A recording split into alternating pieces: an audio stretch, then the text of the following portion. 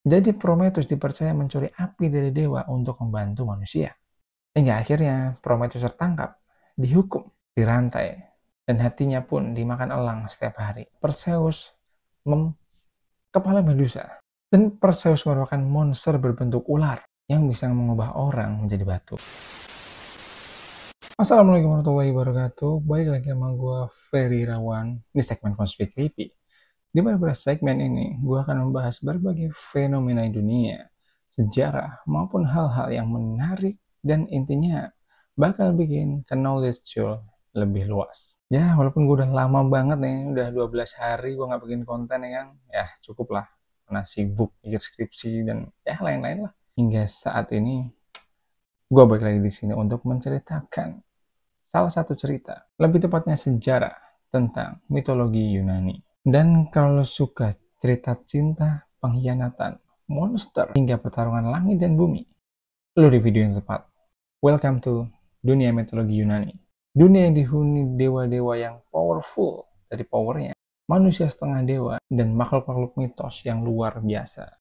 Jadi untuk beberapa saat ke depan kita akan menceritakan tentang Olympus, dengerin kisah para dewa, dan belajar bagaimana mitologi Yunani merubah peradaban modern. Siapin cemilan, cari posisi bahan reman, dan berikut ceritanya.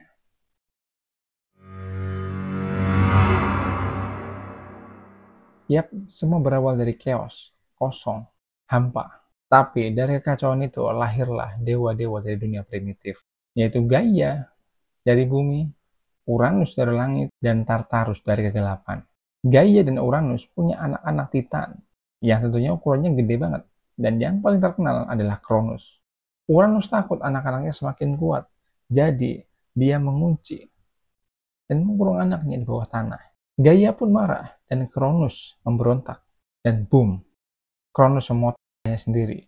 Baru awal aja udah drama kayak gini. Cuman namanya karma, Israel. Cronus pun akhirnya ditumbangkan oleh anaknya sendiri, Zeus. Nah, kalian familiar lah pasti sama Zeus toh. Jadi, dalam mitologi Yunani ada istilah Dewa Olimpian. Nah, siapa aja sih yang masuk dalam Dewa Olimpian ini? Yang pertama, Zeus, Dewa Langit dan Raja para Dewa. Jadi Zeus ini pemimpin Olympus, pegang petir, punya banyak anak dari dewi dan manusia, dan dewa yang paling aktif dalam urusan cinta. Yang kedua ada Hera, dewi pernikahan. Istri sekaligus saudara Zeus, sering cemburu, tapi juga pelindung keluarga dan pernikahan. Sering sih jadi tokoh tragis. Yang ketiga ada dewa Poseidon. Kalian pasti nggak asing kan, apa yang namanya Poseidon. Jadi Poseidon ini adalah saudara Zeus. Dia memegang trisula, bisa bikin gempa dan badai.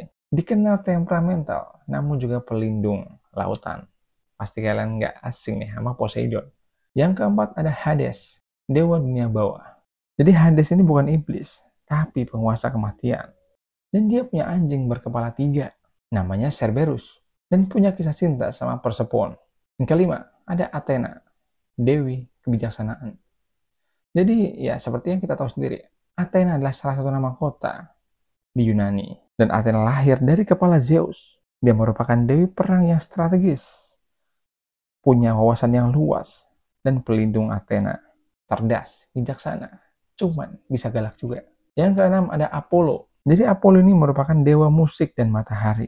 Apollo merupakan anak Zeus. Dia dikenal sebagai dewa musik, puisi, panahan, dan juga matahari. Dia merupakan saudara kembar dari Artemis, ganteng dan multi talenta. Ketujuh ada Artemis, yang tadi barusan kita omong. Artemis merupakan dewi bulan dan alam, dewi pemburu, dan pelindung alam liar, anti pernikahan, dan mandiri banget.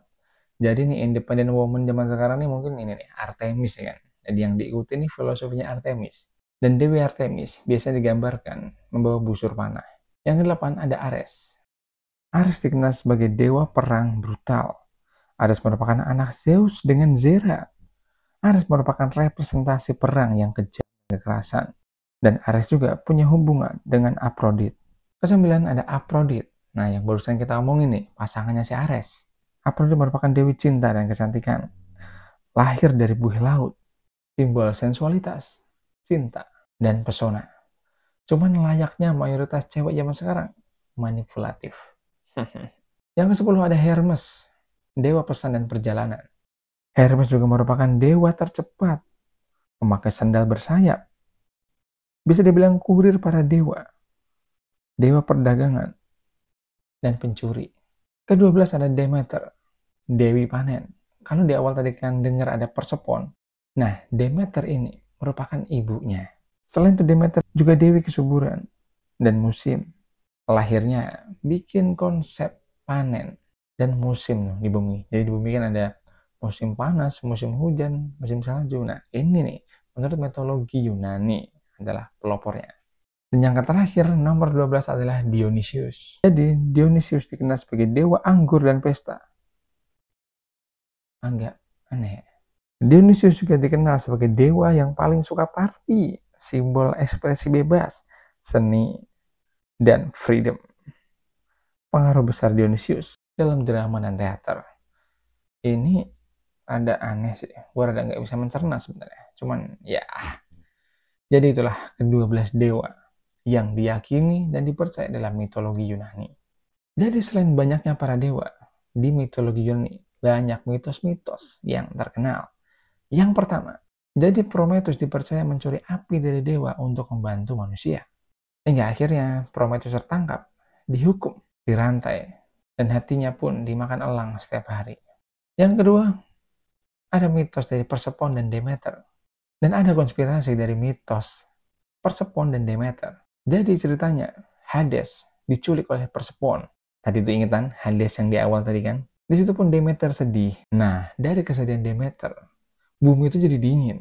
Hingga pada akhirnya lahirnya musim dingin dan panas di bumi. Ada juga data kayak gini-gini. Yang ketiga ada Perseus versus Medusa. Jadi ceritanya Perseus kepala Medusa. Dan Perseus merupakan monster berbentuk ular yang bisa mengubah orang menjadi batu. Yang keempat ada Pandora Box. Kotak berisi seluruh kejahatan di dunia. Dan begitu Pandora Box dibuka, semua bencana keluar. Tapi di dasar kotak tersisa satu hal, harapan. Dan ya, kita sampai di penghujung dari video kali ini. Mitologi Yunani bukan cuma cerita fiksi. Ini merupakan cermin budaya, nilai, dan filosofis. Yang merupakan kepercayaan orang-orang zaman dulu yang terasa hingga detik ini. Jadi lu tim siapa nih? Tim Athena yang cerdas? Atau tim Poseidon yang emosian? Atau tim Dionysius yang santai dan suka party? Anak jaksel nih biasanya nih. Kalau demen cerita kayak gini, jangan lupa like, komen, dan subscribe biar gue semakin semangat bikin kontennya. Gue Ferry Irawan, dan see you the next video.